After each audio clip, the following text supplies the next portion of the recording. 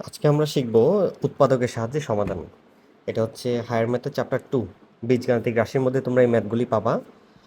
সাধারণত জেনারেল ম্যাথে আমরা ধরো এই মিডল টার্মের মাধ্যমে করে ফেলি যখন দ্বিঘাত সমীকরণ থাকে, কিন্তু যখন ত্রিঘাত এবং চতুর্ঘাত সমীকরণ যখন থাকবে তখন এটা ভাগশেষ উপপাদ্যের সাহায্যে সমাধান করতে হবে। ভাগশেষ উপপাদ্য নিয়মটা হচ্ছে এখানে এক্সের এমন একটা ভ্যালু বসাইতে হবে যে ভ্যালুটা বসাইলে পুরো ফাংশনের মানটা তোমার শূন্য হবে, জিরো হবে। তা আমরা কি করব, সেটা ক্যালকুলেটরের সাহায্যে আগে থেকেই জেনে নিব, তাহলে আমার কাজটা একটু সহজ হবে। প্রথমে আমরা মুড অপশনে যাব। মুড অপশনে গিয়ে 5 নম্বর অপশনে যাব। 5 নম্বর অপশনটা হচ্ছে ইকুয়েশন। 5 নম্বর অপশনে যাওয়ার পর আমরা কিউব খুঁজবো। দেখো আমার কিউব, সর্বোচ্চ পাওয়ার হচ্ছে কিউব, ত্রিঘাত সমীকরণ। তাহলে কিউব আছে আমার কোথাও 4 নম্বরে, তাহলে আমি 4 টিপ দিব। তাহলে 4 টিপ দিবে, আমার কাছে জানতে চাইবে এ কত। এ হচ্ছে কিউবের শখ, কিছু নাই মানে 1 আছে, তাহলে আমরা 1 দিলাম ইনপুট। এক্স স্কোয়ারের শখ 2, ওইটা হচ্ছে বি। তারপরে সি জানতে চাইলো, সি হলো তোমার এক্স এর শখ 2। এরপর হচ্ছে ডি, ডি হচ্ছে ধ্রুব সংখ্যা 1। আমি সবগুলো ডাটা এখন ইনপুট দিলাম। এখন সমান টিপ দিলে, এ দেখো সমান টিপ দিলে এক্স এর একটা মান আসবে -1। এই এক্স এর মানটা হচ্ছে -1, আমরা এখানে লিখে ফেলবো। এক্স সমান হচ্ছে -1। তাই এক্স এর মান -1, -1টা যদি আমরা এই পাশে নিয়ে আসি তাহলে এক্স প্লাস 1 সমান 0। এই এক্স প্লাস 1টা হচ্ছে আমাদের উৎপাদক।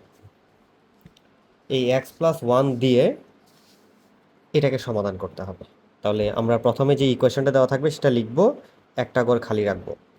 খালি রেখে পরবর্তী ঘরে এক্স প্লাস 1টা বসাবো। তাহলে আমরা বসালাম এক্স প্লাস 1।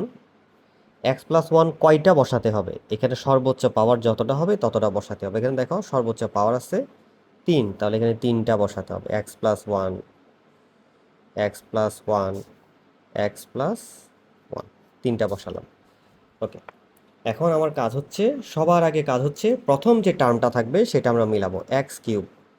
এক্স কিউব কীভাবে মিলানো যায়, এক্স কিউব। তাহলে দেখো এটা হচ্ছে এক্স, এক্স কিউব আমরা পাইতে পারি কিভাবে। এক্সকে আমরা যদি এক্স স্কোয়ার দিয়ে যদি গুণ করি, তাহলে খেয়াল করো এক্স স্কোয়ার আর এক্স মিলে হবে এক্স কিউব। এই আমার সবসময় কাজ হবে শুধু প্রথমটা মিলানো, আমি প্রথমটা মিলাই ফেলছি। তারপর একটু গুণ করে দেখো, x square into 1 x square, কিন্তু আমার এক্স স্কোয়ার লাগবে 2টা। আমার গুণ করার কারণে এক্স স্কোয়ার আসছে একটা, আরও একটা লাগবে। ওই একটা আমরা অতিরিক্ত লিখে দিব, এক্স স্কোয়ার। এই যে অতিরিক্ত আমরা যেটা লিখলাম এটা পরবর্তীটা থেকে মিলাইতে হবে। এখন এক্স প্লাস 1কে বা এক্সকে কত দিয়ে গুণ করলে এক্স স্কোয়ার আসবে, তাহলে অবশ্যই এক্স দিয়ে গুণ করতে হবে। তাহলে এক্স ইন্টু এক্স গুণ করলে x square plus x into 1 x. কিন্তু আমার তো এক্স লাগবে 2টা, এখানে একটা আসছে, আরও একটা এক্স লাগবে। এই এক্সটা নিচের টার্ম থেকে মিলাইতে হবে যেটা অতিরিক্ত আসছে। তাহলে এক্স তো আছে, তাহলে আমরা একটা 1 দিয়ে গুণ করে দিব। 1 ইন্টু এক্স মানে হচ্ছে এক্স, 1 ইন্টু 1 মানে হচ্ছে 1। এই এবার আমরা এখান থেকে কমন নিব, x plus 1, x plus 1, x plus 1 common নিলাম। যদি কমন নেই এটা হচ্ছে এক্স স্কোয়ার। এক্স প্লাস 1 থেকে কমন নিলাম x square, x plus 1 common নিলে আর থাকবে এক্স আর হচ্ছে 1।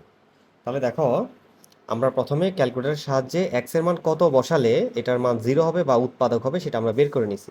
প্রথম ঘরটা খালি রেখে তারপরে এক্স প্লাস 1 এখানে যতটা পাওয়ার ছিল ততটা বসিয়ে দিলাম। তারপরে গুণ করে প্রথমটা মিলালাম, অতিরিক্ত এটা ছিল এটা পরটা থেকে মিলাইছি। এভাবে ম্যাথটা সমাধান করলাম।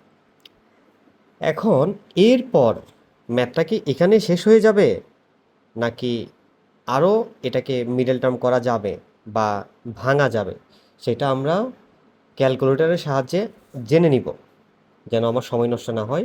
প্রথমে আমরা মোডে যাব, মোডে যাওয়ার পর ইকুয়েন্ট 5 নম্বরে যাব। এবার এটা হচ্ছে আমার স্কোয়ার, দ্বিঘাত সমীকরণ, তাহলে স্কোয়ার খুঁজবো। দেখো স্কোয়ার হচ্ছে 3 নম্বরে, তাহলে 3। আমার কাছে জানতে চাইলো এ কত, এ হচ্ছে এক্স স্কোয়ারের শখ 1। বি কত, বি হচ্ছে এক্সের শখ কিছু নাই মানে 1। সি কত, সি হচ্ছে ধ্রুবক সংখ্যা 1, 1 লিখে দিলাম। শেষ, সবগুলো ডাটা ইনপুট দিলাম, এক্স স্কোয়ারের সহগ এ, এক্স এর সহগ বি, ধ্রুব সংখ্যা সি। এখন আমরা সমান টিপ দিব। সমান টিপ দিলে দেখো একটা জটিল মান আসছে, -1/2 প্লাস √3/2 আই। আই মানে হচ্ছে ইমাজিনারি, ইমাজিনারি বা কাল্পনিক, কাল্পনিক বা কমপ্লেক্স। জটিল। এটা আমরা এইচএসসিতে সমাধান করি, ইন্টার আমরা সমাধান করি, তবে এসএসসি পর্যন্ত আমরা বলবো এর আর কোনো সমাধান নেই। অর্থাৎ যখনই আমরা ক্যালকুলেটরের সাহায্যে দেখব এরকম আই জাতীয় কোনো কিছু একটা চলে আসছে, তখন এটা ওখানে স্টপ করে দিতে হবে, এটা সমাধান শেষ। তাহলে এভাবে আমরা একটা ট্রিগার সমীকরণের মান সমাধান করতে পারবো।